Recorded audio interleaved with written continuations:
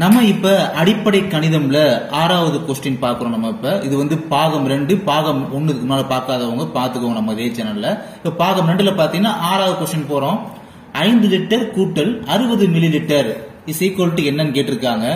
சில பேர் பாத்தீங்கன்னா பார்த்த உடனே ஏதாச்சும் 5600 அதாவது 5600 மில்லி லிட்டர் இப்படிலாம் போட்டுருவாங்க. இதெல்லாம் தவறான விடை. இதுக்கான ஆன்சர் பாத்தீங்கன்னா 5060 மில்லி லிட்டர். அதாவது 5 லிட்டர் கூட்டல் 60 மில்லி லிட்டர் அப்படின்றது 5060 மில்லி லிட்டர் அப்படின்றது தான் மிகச் சரியான விடை.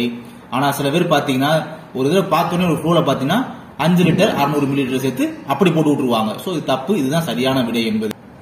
அடுத்ததாக 7வது கொஸ்டின் பாக்குறோம். நம்ம ஒரு பெஞ்சில் பாத்தீங்கன்னா 6 மாணவர்களை உட்கார வைக்கும். 6 ஸ்டூடெண்ட்ஸ். ஓகேங்களா? அப்ப ஒரு பெஞ்சில வந்து 6 மாணவர்களை உட்கார வைக்கலாம் அப்படின்னா அப்ப 210 மாணவர்களை உட்கார வைக்கிறதுக்கு எத்தனை பெஞ்ச் தேவைப்படும் கேட்டிருக்காங்க. நம்ம என்ன பண்ணலாம்? ஒண்ணுமே பண்ண தேவையில்லை. அதாவது மொத்தம் 210 ஸ்டூடெண்ட்ஸ் இருக்காங்க பாத்தீங்களா? இத ஒரு பெஞ்சுக்கு எத்தனை ஸ்டூடெண்ட்ஸ் இருக்காங்க? 6 பேர் உட்கார முடியுதா?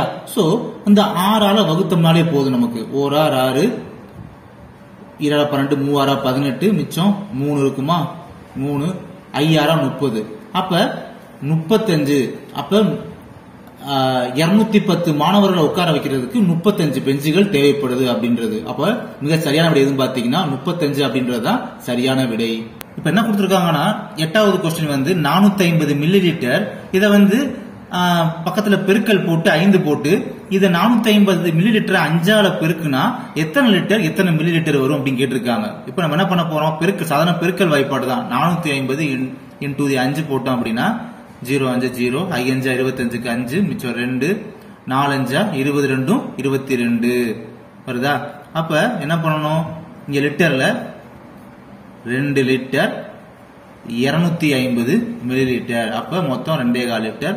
அதான் 2 லிட்டர் 250 மில்லி லிட்டர். இன்னும் என்ன பண்ணிருக்கோம்னா கொடுத்தது 5ஆல பெருக்கி என்ன வருதோ அது தனியா பிரிச்சு எழுதி இருக்கும். சோ மில்லி லிட்டர் வந்து 3 டிஜிட்லயும் அங்கிட்டு உள்ள ஒரு டிஜிட் பாத்தீங்கன்னா லிட்டர்லயும் வந்துடும். சோ இதுதான் மிகச் சரியான விடை. 1000 கிராம் அப்படின்றது எத்தனை கிலோகிராம் எத்தனை கிராம் அப்படின்னு சொல்லி ஸ்பிளிட் அப் பண்ணி கேட்டிருக்காங்க. பிரிச்சு கொடுங்க கேட்டிருக்காங்க.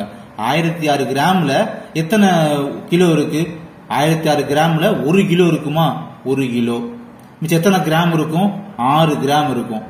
6 கிராம். அப்ப 1 கிலோகிராம் 6 கிராம் அப்படின்றதுதான் 1006 கிராம் அப்படின்றது.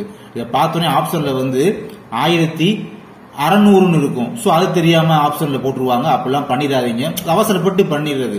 என்னன்றது கான்செப்ட் புரிஞ்சுக்கிட்டு இந்த விஷயத்த பண்ணுங்க. 1 கிலோ 6 கிராம் அப்படின்றதுதான் கரெக்ட் ஆன்சர். அடுத்து பாருங்க, ஒரு காலண்டர் சம் வந்துருச்சு பாருங்க. இந்த காலண்டர் சம்ல என்ன கேட்டிருக்காங்க? ஜூலை மாதத்துக்கு ஜூலை மாதம் டேஷுக்கு பின்பும் டேஷுக்கு பின்பும் டேஷுக்கு முன்பும் வரும் கேட்டிருக்காங்க. திரும்பவும் சொல்றேன். ஜூலை மாதம் டேஷுக்கு பின்பும் டேஷுக்கு முன்பும் வரும் கேட்டிருக்காங்க. அப்ப என்ன பண்ணணும்னா நமக்கு ஈஸியா தான் அது.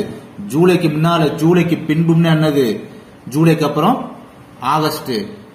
ஜூலைக்கு முன்பு என்ன வரும்? ஜூன் வரும்.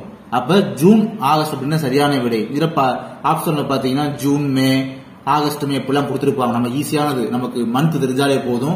ஜூனுக்கு அப்புறம் ஜூலை, ஜூலைக்கு அப்புறம் ஆகஸ்ட். சோ இந்த மந்த் தெரிஞ்சாலே போதும். ரொம்ப ஈஸியான காலண்டர் சம்பந்தம். ரொம்ப ஈஸியான